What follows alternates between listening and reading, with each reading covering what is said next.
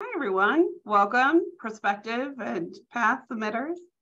We're going to go through this, our tips for 2023 proposals. So welcome to the 2023 NAR Next, the Realtor Experience Call for Proposals Inside Scoop webinar. I'm Bonnie Stetz, Director of Conference Experience Strategy at NAR, and I am speaking to you today on behalf of the NAR Meeting and Conference Committee on how to submit a winning proposal.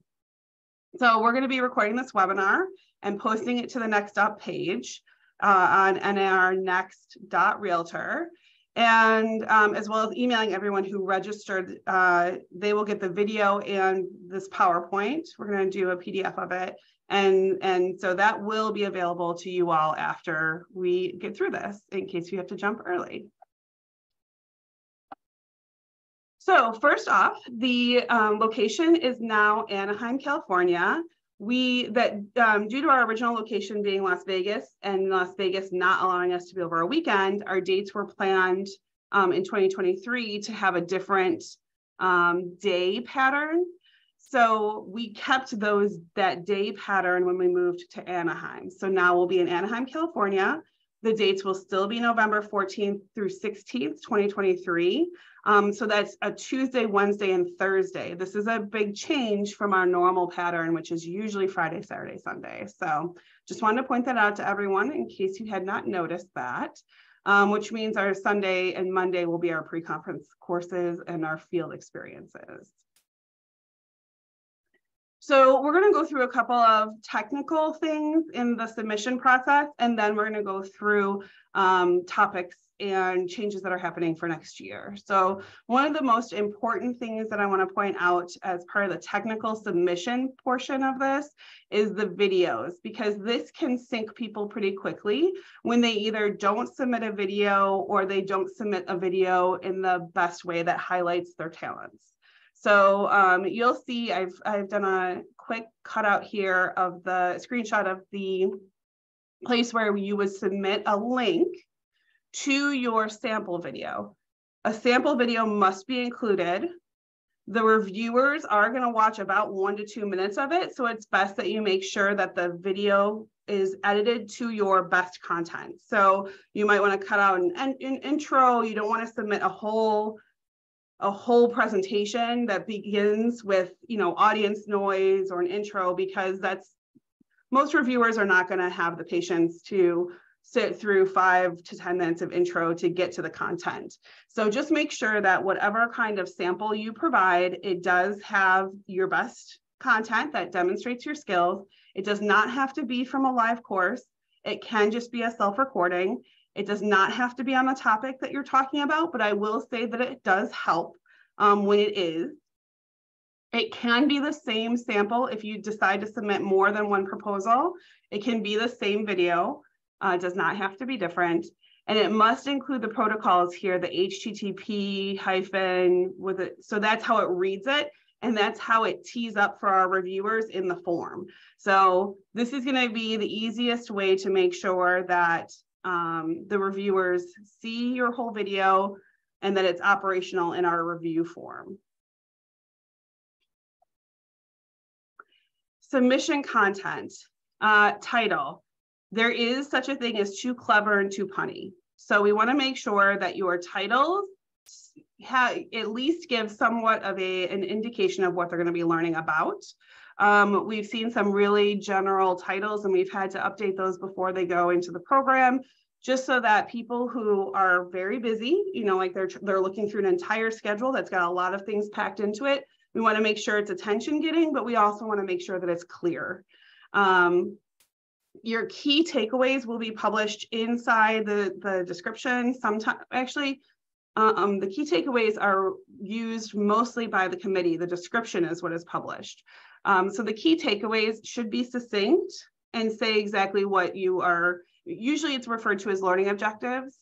So that's how you'll want to write those. And that is what the committee does pay attention to. So that is part of the review criteria, even though it's not published, but your description is published and that should be publish ready.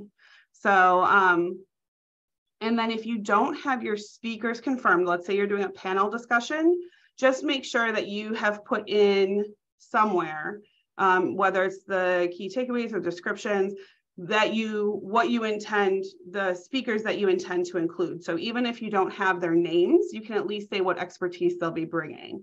But because the speaker portion, it requires names, you can just have it add your name. You don't have to have your whole panel, but just make sure somewhere in the submission content, you've described what the expertise of your panelists will be, in case you haven't finalized them yet at the time of submission. Session formats, these are pretty much the same as what we have been doing. There hasn't been too much change to these particular formats. So it can be any of these 6 formats, which are pretty standard across the industry. And this will be, again, in a PDF, so I won't go too in-depth unless anyone has specific questions about these. These particular, we don't have particular time slots or anything for different format types right now. So it really just makes sure that you're labeling your content in the best ways so that we know what the room setup would look like for you. We are allocating 60 minutes for all of our traditional session formats. However, you can reduce the content to 45 minutes. The only thing that we're requiring is that at least 15 minutes of your allocated session time is used for Q&A. Every single session should include at least 15 minutes of Q&A for the audience. So whether you have 30 minutes of content and 15 minutes of Q&A, or you decide to do the full 45 minutes of content and do 15 minutes at the end, everybody will have 60 minutes allotted, but make sure that at least 15 minutes of those are Q&A.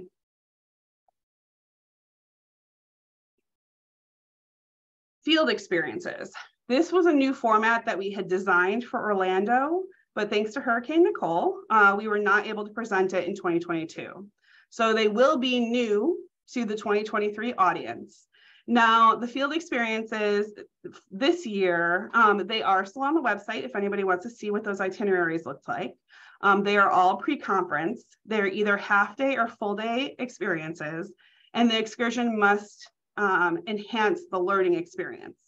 Those are our main requirements for submitting field experiences. They included visits to master plan communities, one that was a resort and mixed use, one that was a high tech and sustainable community, and one that was a community reinvestment program. We also had a volunteer project around sustainability and a visit to the local association that was building a state-of-the-art campus. So all of them can be viewed on NAR nxt.realtor to check out the itineraries. However, we are open to other kinds of experiences as well. So don't let what you see there limit you. It's just a good example of what we were pursuing for this year.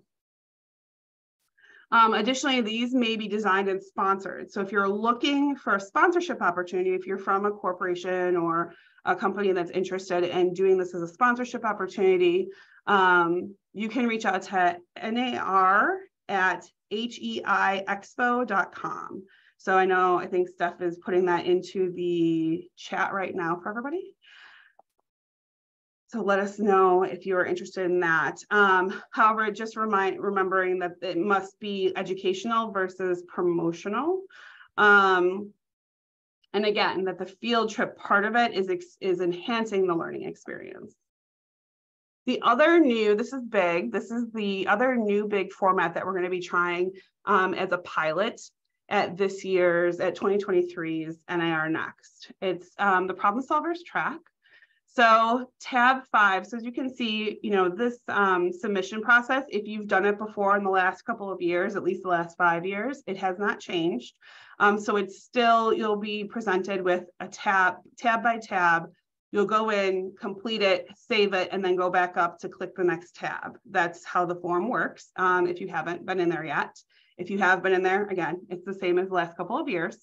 But this year, there's a new tab called Solution, and that's tab number 5.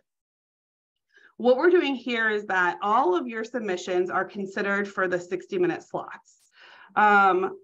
But we're asking you to describe the industry problem you are solving with your session. And the reason we are doing this is because we are going to be looking at pulling some of these into what we're calling right now, tentatively named the problem solvers track. It'll be a single room experience, and we'll be doing 20 to 25 minutes of content where we're just focusing on an abbreviated version of your 60-minute content. So because it's a pilot, we'll be utilizing the same speakers that are selected for the full form 45 to 60-minute sessions. But then we're going to also have them do it again, abbreviated 20-minute chunk, 20 to 25-minute chunk in this track. The goal of this is to both address different learning styles, because some people don't prefer to sit through 45 to 60 minutes of content, as well as serve those who are doing a lot of committee meetings. They're really in the governance track for the most part, but sometimes they have some breaks that they can zip over and catch some of the content. And this will give them the opportunity to see more content while they're on site in between their other duties. So we're really we're going to try this year, pilot it to see how it works. For our audience, to see if it enhances, if it's an audience benefit, that they can see some of these in an abbreviated way. So again, for this year, you cannot submit just for this track. You are submitting a 45 to 60-minute proposal, but if you are selected into the main program, we will be pulling those people into this 20-minute program. And so we'll have, if that happens, we'll be having a longer discussion about what that looks like, how to adapt your content. And it is going to be based around that solution answer so that we know what problem you're solving within the industry. At this point, I will take some questions because I know that this might be confusing and it is very, very different from what we've been doing. So I'm going to take a look at some of your chat questions real quick.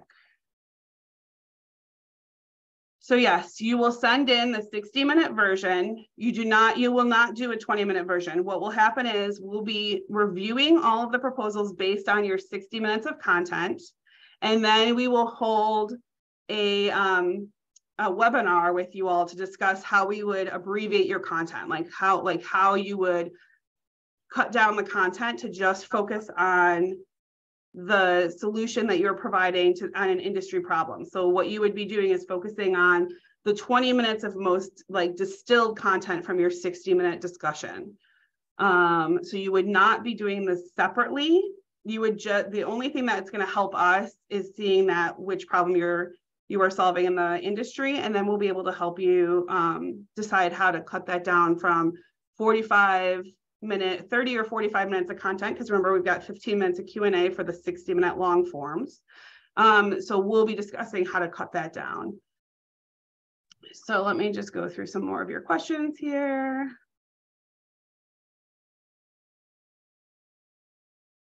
Yes, everybody will get copies of the slides. We'll be sending those out with the copy of the video after this to anybody who registered. So whether they were able to attend or not, they'll get the video and the PDF of the slides. So yes, you're allowed to include your contact information in your slides, at the end of your slides. We just are continuing our hard and fast rule of not selling from the stage. So your session should not be encouraging them to do a free consultation throughout the entire session. There should not be a promotional offer included in any educational sessions that are not clearly stated as being sponsored by a certain company. Let's see. Posted on our website, we have talked about, I think Steph did put in here, we provide a Premier Access Pass to the conference, but because of the broad educational component of this, there is no honorarium offered. Let's see. If it's a group discussion or workshop format, they'll still be required to have 15 minutes of Q&A. I get where you're going with that it is a more interactive format. So I think that will be a decision up to you, since that would be, if it's going to be a discussion already, there might not need to be a delineated Q&A period time, and that's okay. And I think Yes, everybody will get a copy of the session. We don't have printed handouts. We do PDFs that are attached in the app and on the website that people can download. There is no list of problems. That's something for you to create on your, to articulate that on your own. And so that, you know, mostly because we don't dictate which problems we want to have in here. And we'll get to some our topic categories and the topics that we've been seeing doing well. So we'll get to that soon, but no, we do not have a drop-down list of problems to choose from. We are expecting you to articulate it because you might be addressing something in a way that you want to articulate on your own. The expected attendees. Actually, one of the strategies we're doing this year is that we will be reducing the total number of session rooms. We've had 11 and it's really been spreading out the audience. And so we are cutting that in half down to 5. And then we will be using the 6th room as the problem solvers track. So we do expect to see more audience in each of the rooms because we are cutting down the number of offerings in order to streamline we get some feedback that sometimes that the schedule has so much that it's hard to keep track and make choices. And so we are going to be streamlining the education and making sure that we're leaving time for the expo as well as networking. So you'll be seeing some more activations in that space. So as far as can we share details on expected attendees, you know, the conference right now, post-COVID, we've been having around 12,000 attendees.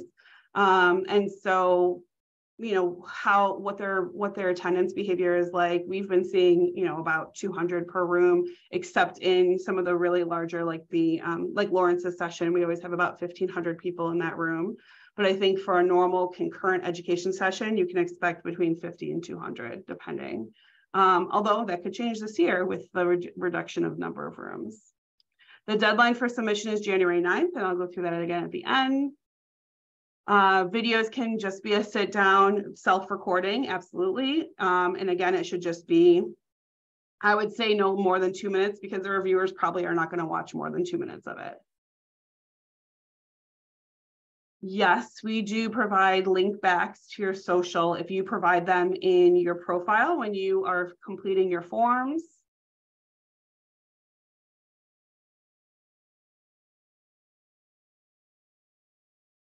You do not need to mention your unconfirmed speakers if you have a panel, but my suggestion is that so that the committee that is reviewing your content understands where you're going with your content, that you at least say what expertise you expect to have in the panels. So it doesn't have to be people, but you should somewhere in the description, and we can cut down your description if that's where you end up putting it. You can say, you know, anticipated panelists will include an expert in appraisal, an expert in, you know, that kind of thing. And then there's a question here about a first-time submitter versus repeat speakers. I will say that with a change in how we approached our review system last year, 50% of our speakers had never spoken with NAR Next on the national stage before. So if you feel like there isn't an opportunity, I just want to let you know that 50% of our speakers were brand new to our program last year, and we continue to try to make sure there are fresh voices and fresh perspectives every year, because that's what our attendees find valuable. So as valuable, I should say, as our veteran presenters, who obviously are there because they are doing an amazing job. So you do not have to be a member of the National Association of Realtors because not all of the topics are straight realty topics. Some of them might be, you know, how to use social media, and that might be coming from some tech expertise or ad buying. You know, some of those things do not require a realtor or real estate license. However, we try to make sure that most of our content is being presented by practitioners.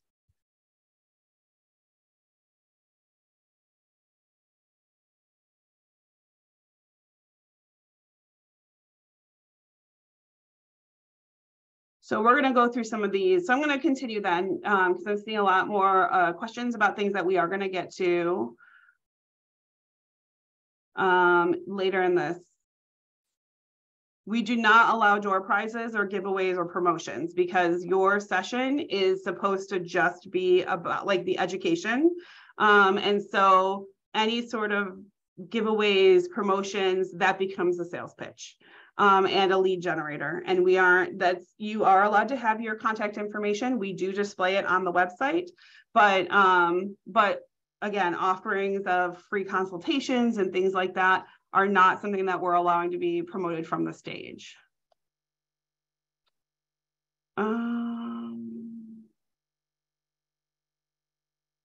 Okay, so I'm gonna continue on with our presentation just to get through some of the rest of this. We're gonna move now to content so that we can get through some of that, and then I'll take more questions at the end.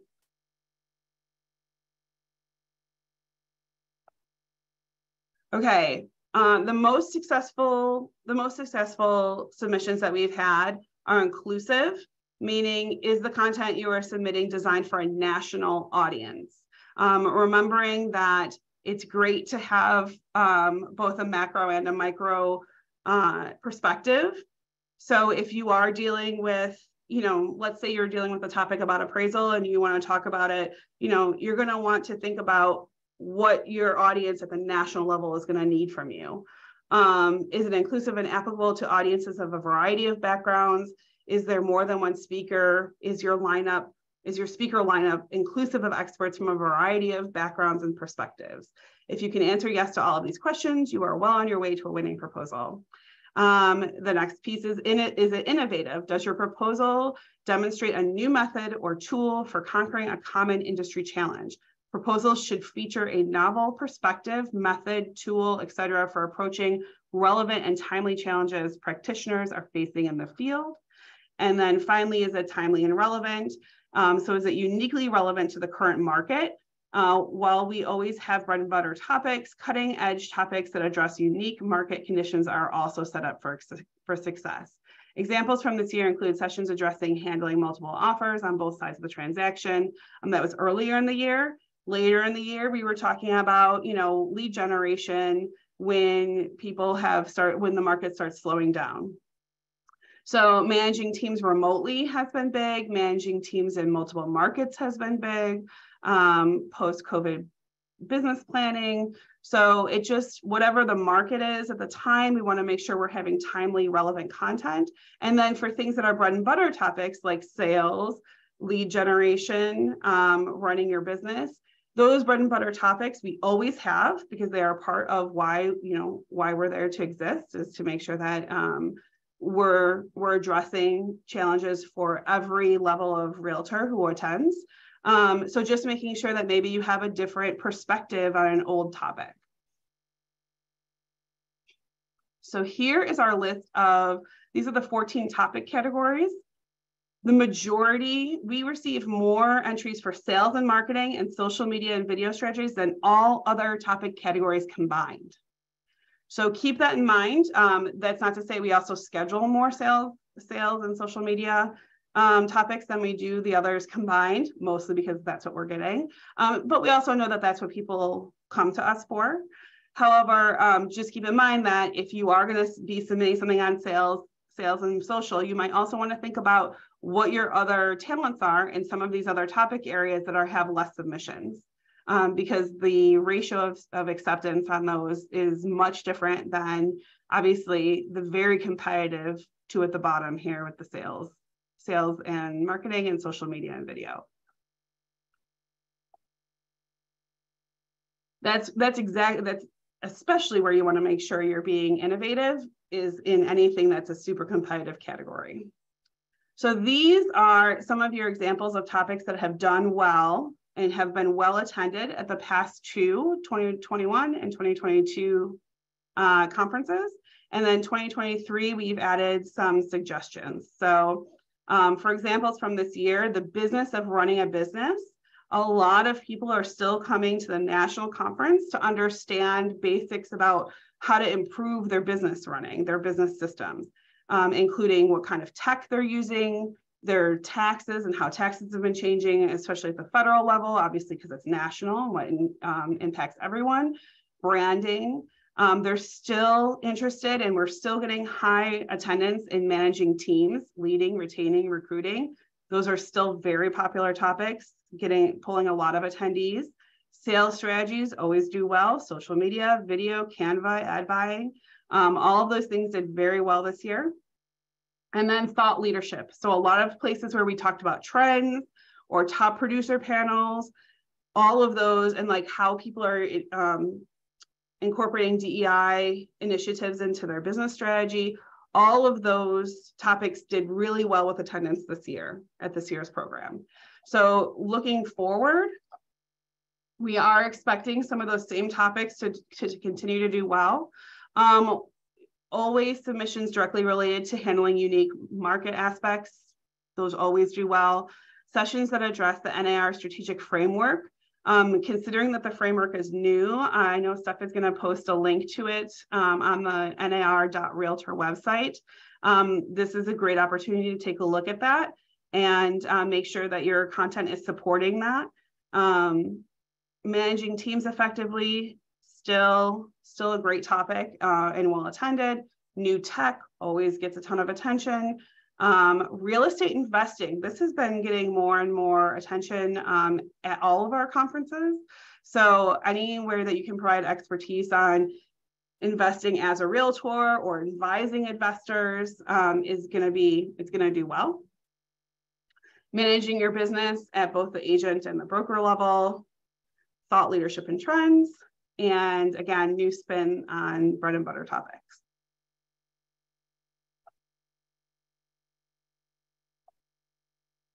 And then just to go through our review process, again, I mentioned that the meetings and conference committee, they review all of the content that comes in, which means that all of the content is peer reviewed.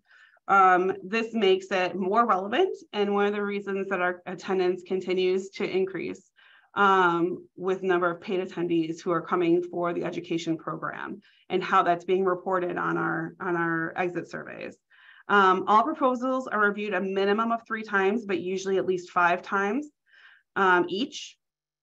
We typically get between 300 and 500 submissions, but only approximately 10% of that will be selected for the program. So it is a very competitive program. We expect to distribute status emails letting submitters know if they've been selected by mid-May. So probably right after our legislative meetings, you can expect to get a status update in your inbox. And that leads me to remind you all that even after the submission timeline is closed and the submission site is closed, the contact part of it, so making sure your email, your bio, your photo is updated, you can continue to do that throughout the year.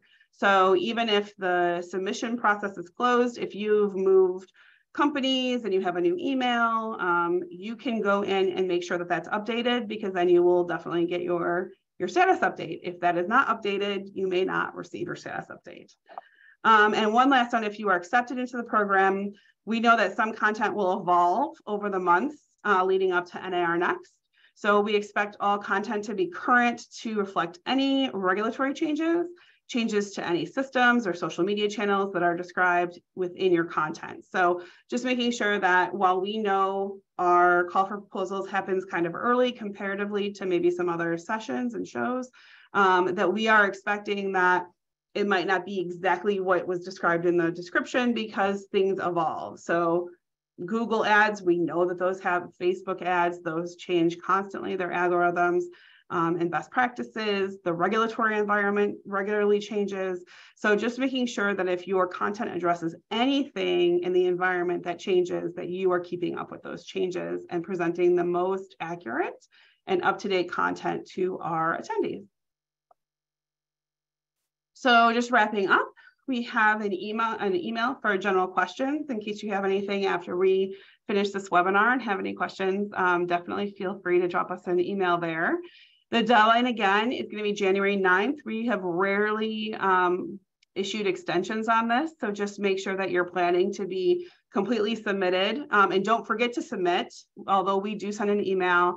If we can see any of proposals sitting in the to be continued part of the system, we will send a reminder to submit it. However, just keeping in mind that January 9th is the deadline. And again, rare extensions. More information and the recording of this video along with the deck will be posted at narnext.realtor.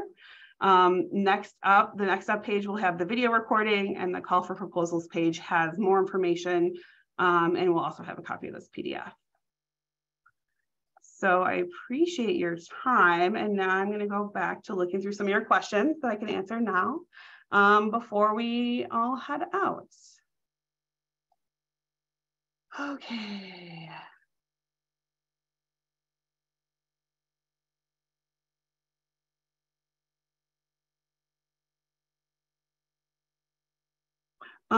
So somebody is basically asking if they are not a known coach, but they're an expert in their field, what are the chances of being picked? And I would say that, again, we had 50% of new presenters this year. 50% of our presenters had never been on our stage before. So I hope that gives a lot of you first timers or people who have maybe submitted once or twice and hadn't yet made it to the stage. I hope that gives you some confidence that if you are an expert, that the committee is equally looking at everybody who is an expert. And it doesn't necessarily need to be that you are. We have a lot of practitioners who are not professional coaches and not professional speakers, who are experts in the field, and they've put together a good program or a good panel, and they have been part of the program. So I don't want to say, you know, we also do have a lot of professional presenters, but that's all of that has to do with how they submit their content and what their video sample looks like. So as long as those two things can be nailed and they're relevant to the current year, I think that you have an equal chance, whether you are a practitioner expert or if you are actually making a living as a trainer and coach. Let's see. We don't have a theme yet for NAR Next 2023. That should be coming up in January. However, I would say that the majority of how we've been approaching things is growing your personal and professional life, growing your business, both as from a managing your business team standpoint, as well as growing your finances, and also business diversification has been big lately. Around especially investing. I can't underscore that enough. There's been a lot of interest in wealth building and investing. Again, both as a realtor and advising incoming investors, foreign investors, or investors who want to invest in second homes or in Airbnb type stuff. Any of that is going to do well this year, I believe. Yes, you can submit more than one topic. I think that we have capped it at 6 proposals per person this year.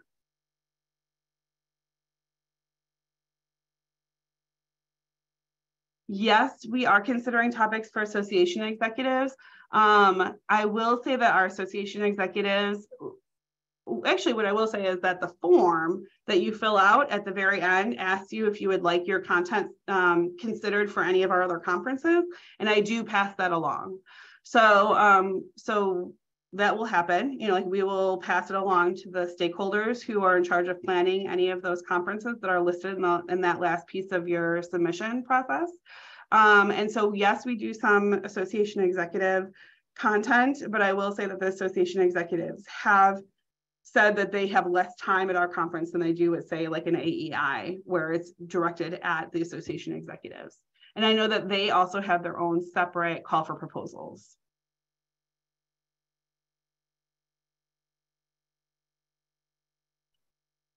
I think I know that there's a lot going on in the chat. So, I mean, feel free at this point to raise your hand or unmute and ask a question. Otherwise, definitely you can drop an email to us. You can drop an email to us at the email that Steph had posted in there. We'll also, again, be submitting or be posting both the PDF and the video to the website and via email. Tanya, go ahead and unmute.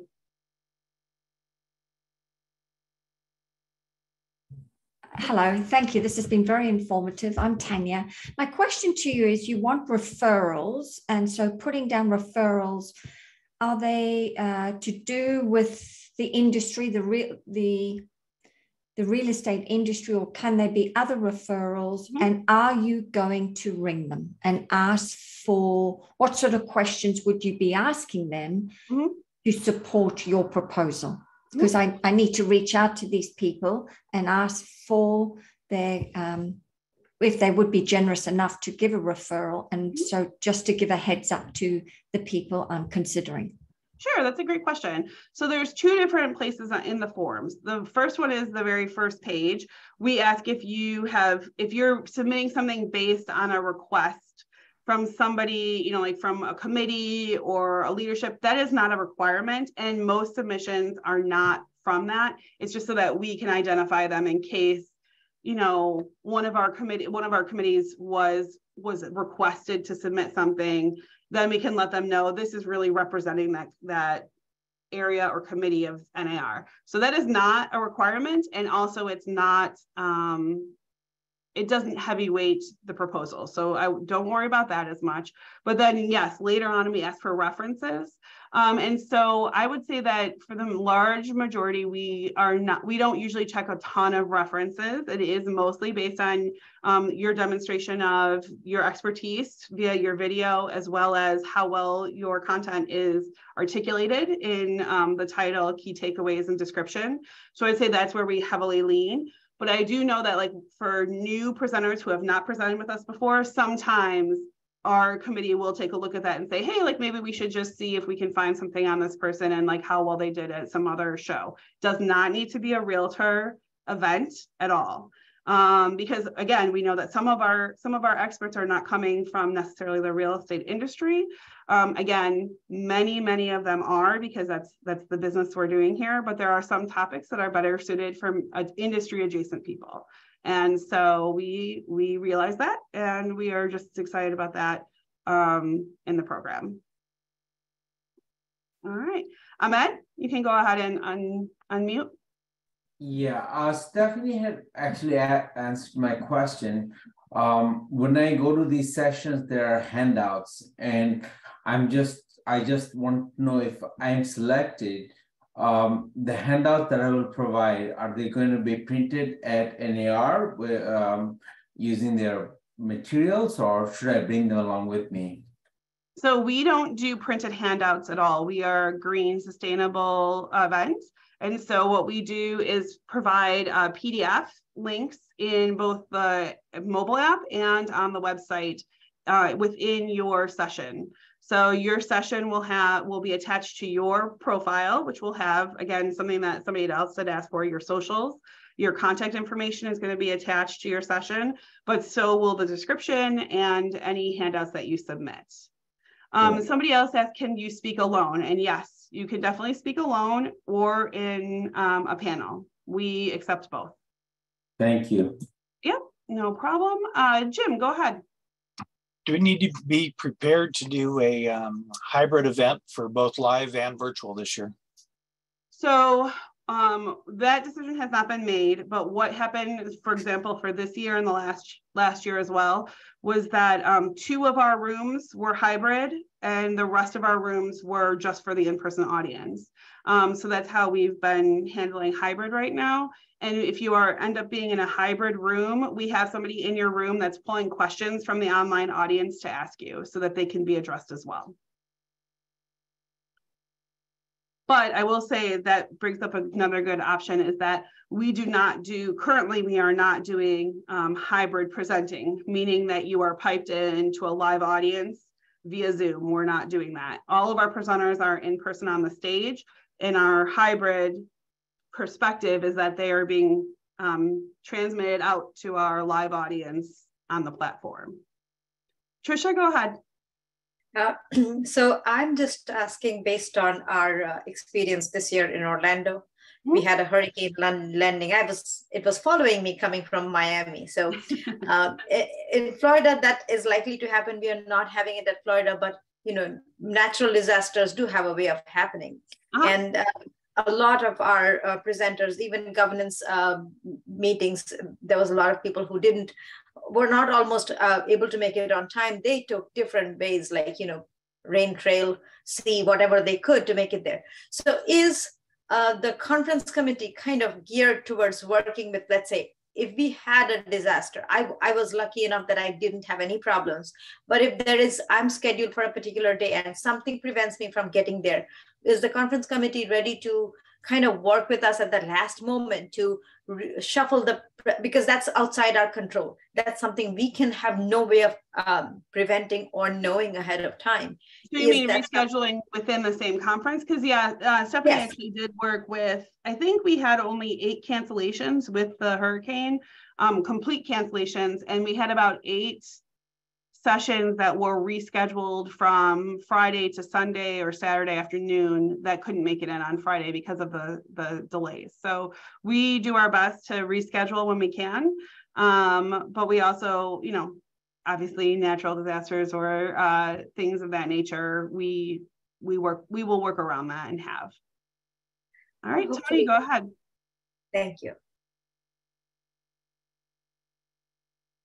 Oh, sorry, no, I can't hear you. But you can drop it in the chat if you need to. How about now? Yes. Now? Oh, yeah. Good. In terms of, obviously, I'm speaking for behalf of the people who have ever done it with your event, meaning new. Yeah. In addition to the proposal, you mentioned about references or I guess maybe letters of recommendation. So is there a limit of how many you want? Because I'm sure a lot of us here could probably get a lot of those things. Are you looking for just 2 or 3 or the more the merrier? Yep, just the 2 or 3. So 2 or 3, I would say that if you're focusing on references to include, like which ones you think you should include, it should be the things that are most relevant to what you're submitting. So if you talked at 30 conferences last year, but these 3 you felt like really were receptive to the same content that you want to present with us, those are the people that I would include. No. The new people like myself, while we've done our own little local things, there's nothing really official on the grand stage, so to speak. Okay. So when the kid next door, 20-year-old realtor, has never done anything, but boy, he's great at X. Could he go to his broker, 5 other agents from different brokerages, and they all say, oh, he's good? Yes. Okay. Because obviously we'd be at a little bit of a disadvantage if everybody has all these speaker references, but there are some people who are also qualified as good material. They just never had a chance until now. Yes, and I will reiterate that the references are the last stop.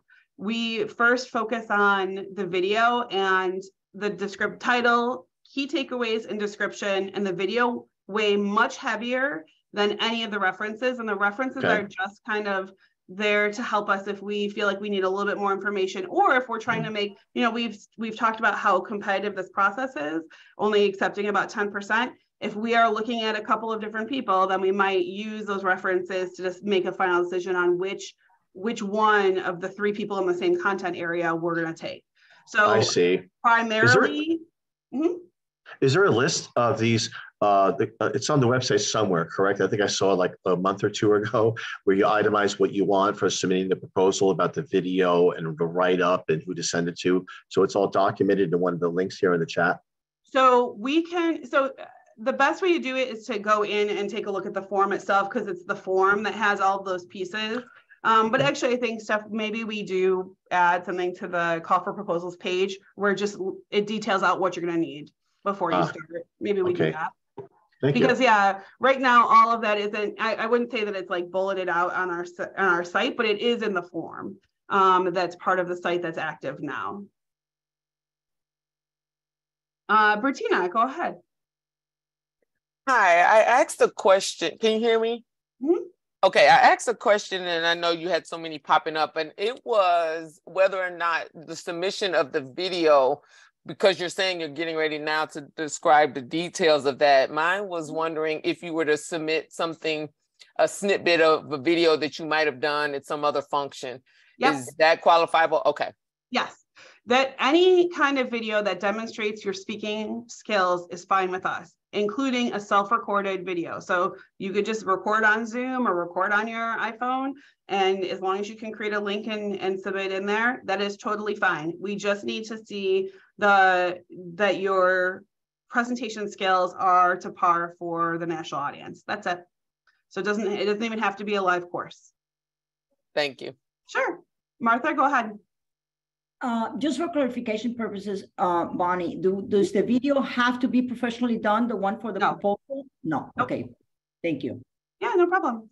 Ant, go ahead. I had a question regarding if we say we submit, we don't get accepted, we hear nothing back by May, or we don't get accepted. Is there ever a chance for us that still go? Is there ever a chance to, like, say the hurricane came through, you're out of speakers? Do you ever say, hey, I know you submitted, we didn't really select you, but are you able to do it? Or once you select your people, if they cancel, you just somehow, do you ever need like backups, I guess? So no, we don't usually do backups. Actually, this is the first year we've had cancellations. In the last couple, I've been here for 4 years, and I think that we've had maybe 2 cancellations in 4 years where people didn't show up or something happened to them on site. So it's really kind of a rare. You guys are a really resilient bunch that are committed once you say you're committed. So we do not usually have a backup bench for the current year, but we always say to submit, because not getting accepted does not mean that you are not an amazing presenter. It just means that it maybe wasn't relevant for this year. So we always encourage people to come back and refine or calibrate their submissions for the current year. And also, as I mentioned, if you check off any of the other events that you want to share your content with, I do send that to those stakeholders. So just because you don't necessarily get accepted to the NAR Next conference, it doesn't mean that you don't have a chance with some of these other conferences that are happening throughout the year. All right, Sarah, go ahead. I just had a quick question. If you are part of the governance meetings, does that hurt, or should you just not submit because you don't know if you're being pulled this direction, that direction? And then especially if you are including someone else who is part of governance to talk about governance. We have that all the time, and I would say submit it, and we always do our best to work around scheduling. So we do start out providing you with a time slot, but if you take a look and say, hey, we've got a conflict here with a governance meeting, or some of your panelists do, we do our best to work with that. Especially because if you've gotten to the point of being accepted into the program, that means the committee really valued the contributions. So we do our very, very best to make sure that the scheduling works. That goes for the same for some people. We know that because this is being done without honorarium, that we try our best to work with people who are coming in just for one day or, can't stay the entire time. So we really do our best. Once that 10% has been selected for the program, we really try our hardest to make sure it works, that you get to present. Marky, go ahead. Good afternoon, everyone. I just wanted to make a statement. It seems a lot of people are concerned about whether they've been a presenter before. Every presenter has been new at one point. I've had the opportunity now to present 9 times. What I will tell you, the selection process, you have to write a strong description with learning objectives of your program. I was one year I didn't get selected. I did not submit a good program. So it's not based on the popularity of someone knowing the speaker, because my understanding is they're blind submission, so your name is not attached to it. Therefore, it is based on the content you're submitting. I would say check for grammatical errors. Make sure that you go back and review what they're looking for, what is needed in today's marketplace. Do not rely on what you personally believe is needed, but do a little research first, because that is going to be the core of how they're selecting their speakers. Absolutely, Marky, and thanks for mentioning that too. Something else about the review process that everybody should know is that the meeting and conference committee reviews everything. There's about 50 people on that committee. So your proposal gets reviewed at least 3 times, but by 3 different people, and everybody's proposals are being reviewed differently.